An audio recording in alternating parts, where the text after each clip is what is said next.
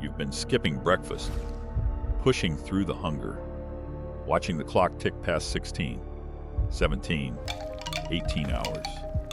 You're doing the work. You're being disciplined, but the scale hasn't moved in weeks. And honestly, you're starting to wonder if this whole fasting thing just doesn't work for you. Fasting works. The research supports that. But there are 5 specific mistakes that can quietly block fat loss, even when you feel like you're doing everything right. And most people are making at least 2 of them without knowing it. You're blaming the window. But the window isn't the problem. What you're doing at the edges of it, and what your hormones are doing in between, that's where the real damage happens. Mistake number 3, it's invisible. You literally cannot tell it's happening. And mistake number 5, almost nobody reaches it because they quit 30 minutes too early. By the end of this video, you'll know exactly which of these 5 you're making. And you'll have an evidence-based fix for each one that you can start today. And if you're thinking, I've already tried everything, stay with me, because some of these aren't what you'd expect. 5 mistakes, 5 fixes.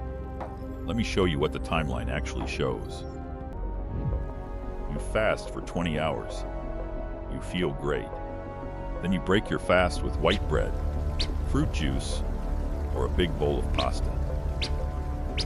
When you eat refined carbs on an empty stomach after a fast, glucose floods your bloodstream.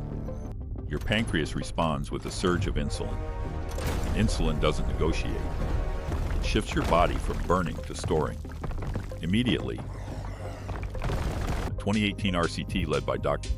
David Ludwig, published in the American Journal of Clinical Nutrition, found that a high glycemic refeed after fasting suppressed fat oxidation for several hours afterward. You spent 20 hours shifting your body toward fat burning, and one single meal, flipped the breaker back off. The fix is straightforward. Break your fast with protein and healthy fats first. Eggs, avocado, Greek yogurt, and then add your carbs 10 to 15 minutes later. This keeps insulin controlled and lets fat burning continue uninterrupted. You eat at noon, every day. You stop at 8, every day. Same window, same pattern, week after week. And at first, it worked great. But here's what most people get wrong about consistency. Your body is always adapting. A review by Dr. Michael Rosenbaum and Dr. Rudy Leibel at Columbia University, published in Obesity in 2010, documented how the body downregulates its energy expenditure when dietary patterns become too predictable. Your metabolism isn't broken. It's adapting, like a thermostat lowering its set point to match the room. This is the same mechanism that causes long-term dieters to plateau. Your body thinks everything is stable, so it burns less. The fix is variation. Push your first meal to 2 p.m. some days. Eat at 11 on others. Add 1 longer fast per week. A moving target is harder for your metabolism to adapt to. This is the one I warned you about at the beginning. The invisible mistake. You think you're fasting, but your metabolism says otherwise. It's like a toll booth you don't see. You're driving through thinking you're on the open road, but every sip registers. Your body charges the fee anyway. Here's what catches people. That splash of heavy cream in your morning coffee? About 50 calories. Those BCAAs your gym buddy recommended? Calories. That zero sugar energy drink with sucralose and maltodextrin? Your body doesn't care about the label. It responds to the chemistry. 2014 crossover RCT by Kaleova and colleagues, published in the European Journal of Clinical Nutrition, found that even small caloric intake, around 50 calories, produced a measurable insulin response. All of it can quietly pull you out of a fasted state. The fix. During your fasting window, Black coffee, plain tea, water. That's it. If you need flavor, sparkling water with a squeeze of lemon. No sweeteners, no cream, no supplements with calories. This one surprises people. You can nail every fasting window perfectly. But if your sleep is wrecked and your stress is through the roof, cortisol may be quietly overriding all your hard work. During a fast, your body is already in a mild stress state. Add poor sleep and chronic stress on top of that, and cortisol stays elevated. Elevated cortisol tells your body to preserve energy, especially around your midsection. That stubborn belly fat? Cortisol might be the gatekeeper. And if you're thinking, but I'm eating less, shouldn't that be enough? I thought the same thing. But a controlled study by Dr. A. Janet Tomiyama and colleagues, published in Obesity in 2010, found that elevated cortisol during caloric restriction was associated with increased visceral fat retention, even when total calories were reduced. Think of cortisol like an emergency brake on a downhill. Your body thinks it's under threat, so it holds onto the very fat you're trying to burn. The fix: 7 to 8 hours of sleep, 10 minutes of walking or breath work on fasting days. These aren't optional extras. They're part of the protocol. Before I tell you about mistake number 5, quick quiz. You've been fasting for 16 hours. Buffering parameters. You feel hungry. Online. Do you eat now? Or wait 30 more minutes? Drop your answer in the comments. I'll tell you what the research says in a moment. This is the mistake that costs people the most. You fast for 16 hours. You feel hungry. You eat. Right now, on the timeline, you're at hour 16 of 23. The shift from glycogen to fat burning isn't a light switch. It's a gradual transition that really gains momentum between hours 16 and 18. That's when your liver glycogen is significantly depleted and your body starts converting stored triglycerides into ketones for fuel. A 2018 systematic review by Dr.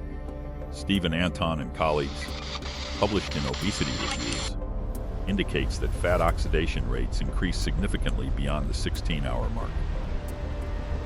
You're quitting the marathon at mile 20. The hardest part is already behind you. The finish line is 30 minutes away. Hour 18 of 23. Your liver opens the vault.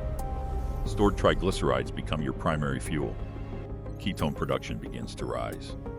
Your brain clarity shifts. The fix: don't quit at 16 just because hunger spikes. That hunger wave passes in 20 to 30 minutes. Set a timer. Push to hour 18, then reassess. Quick check. Which one are you guilty of right now? Input active. Drop a number in the baseline comments. Failure index. 1 through 5. No judgment. And remember what I said about mistake number 3, the invisible one? If you just realized your morning cream has been breaking your fast for months, you're not alone. I've talked to dozens of people who fasted perfectly for weeks and saw 0 results because of that one splash of cream. Mine was number 2, by the way, for months. Same noon to 8 window every single day. I thought I was being disciplined. Turns out I was just being predictable, and my metabolism matched my energy. Now let me give you the full protocol. All 5 fixes in one place, with a sample day you can actually follow. Here's what we know for certain. These 5 mistakes are the most common reasons fasting stalls fat loss, and every single one has a fix you can start applying today. Before I share these takeaways, this is educational content, not medical advice. Talk to your doctor before making changes to your eating schedule, especially if you're on medication. You know the 5 mistakes. You know the fixes. Here's what putting all 5 together actually looks like in a real day. Wake up at 7 a.m. Black coffee. Glass of water. Morning walk. 10 minutes of fresh air and gentle movement. That's fix number 4 in action. Stress management before the day even starts. Hour 16 of 23 hits around 11 a.m. That's when the hunger wave comes. You recognize it. You don't panic. You know it's temporary. You wait. That's fix number 5. Hour 18 of 23, 1 p.m. You break your fast. First plate, 3 eggs cooked in olive oil, half an avocado, and a handful of spinach. That's protein, healthy fats, and fiber. That's fix number 1. Wait 10 minutes, then add your carbs if you want.